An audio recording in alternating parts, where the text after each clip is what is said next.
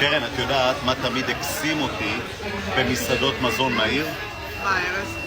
שהם תמיד יעבדו, אוקיי. הם יצליחו לעבור כל מיתון שיהיה, לא משנה איזה מיתון יהיה, הם יצליחו לעבור אותו, ובלי שום קשר גם, טעים שאים לך? מאוד. הבאתי אותך לשייק היום. שייק שק היום. המניה שלה, אבל קרן, חברה ציבורית, לא נכון? מחלקת דיבידנד. אתה יודע למה? למה? היא מחלקת קטשופים, תראה, לא נשאר לה כסף לדיבידנד. כולם פה והשאלה, שמים מלא קטשופים נכון, ומיונז. והקטשופ הדיבידנד והמיונז. שלה. יפה, ושל מי זה הקטשופ והמיונז? של הנס. יפה, ואם אתה מחזיק את מניית איינס, אז אתה מקבל 4... לא הרבה יותר מ4.